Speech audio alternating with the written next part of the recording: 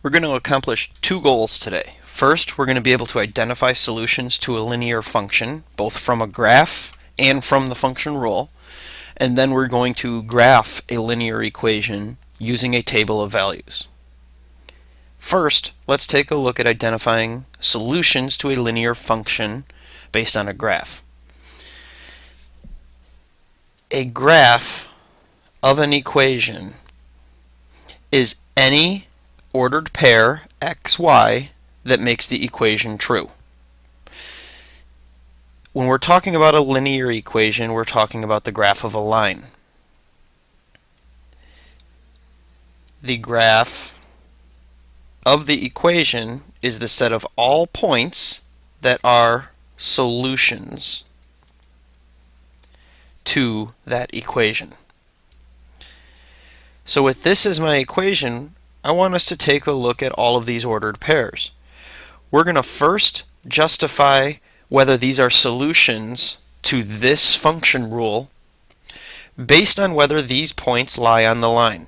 So the first thing we would need to do is plot those points. So I go to plot 2, 3, 2 in my x, 3 in my y, and I see that does not lie on the line, so 2, 3 is not a solution to y equals 2/3 x.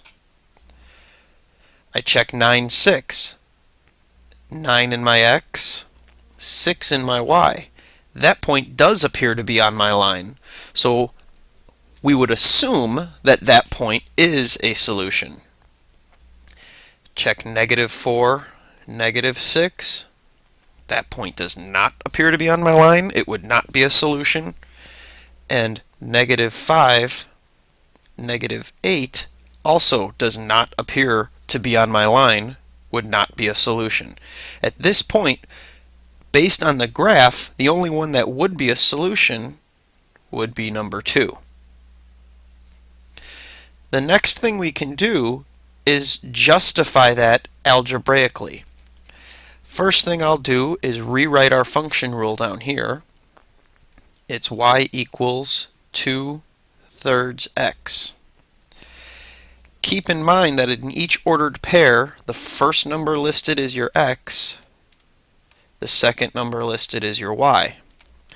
What we're going to do is check if I plug 2 in for x and 3 in for y, do I get a true value? So what I'm checking is, instead of y equals 2/3 x, does 3 equal 2/3 times 2? This is my y, 2/3 from my function rule. This is my x.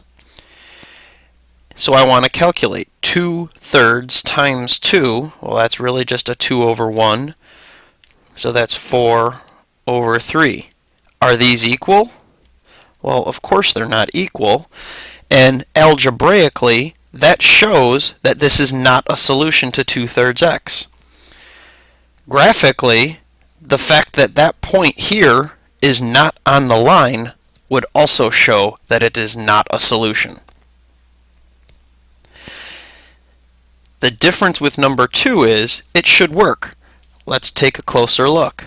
Here, x is 9, y is 6.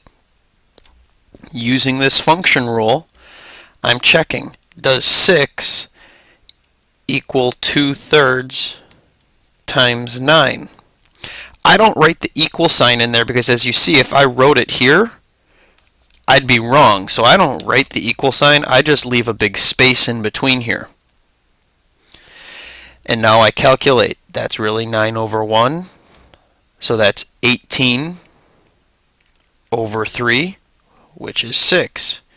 Does 6 equal 6? It sure does. That's why if I look at the graph, the ordered pair 9, 6 is on my line. Go ahead and check 3 and 4. Justify algebraically why these are not ordered pairs that are solutions. You see from the graph that they're not. Justify that algebraically. Press pause so you can check.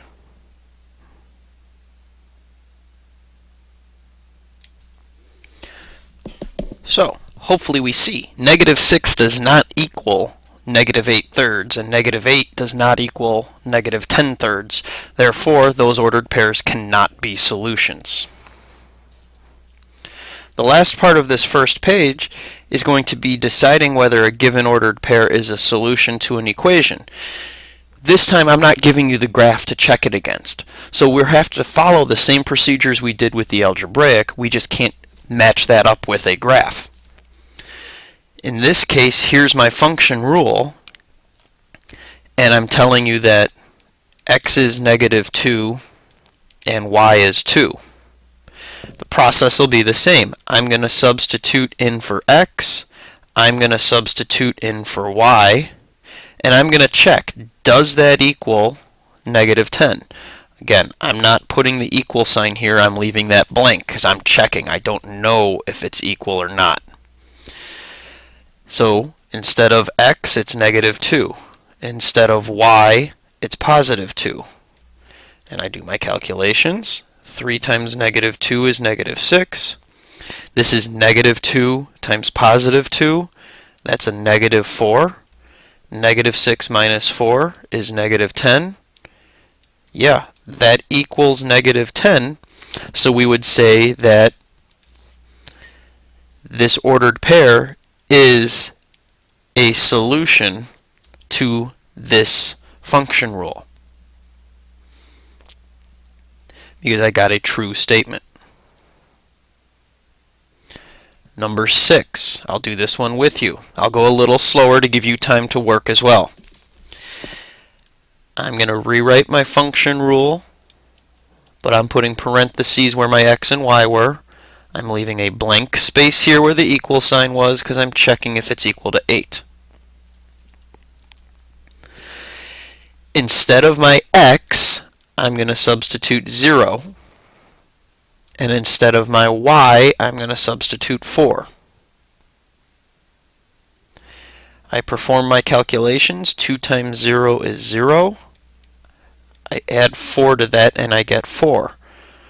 Well, 4 is not equal to 8, so 0, 4 is not a solution. If we were looking at a graph, this ordered pair would be on the line that represents this function rule. This ordered pair would not be on the line representing this function rule. The next page will be on the next video.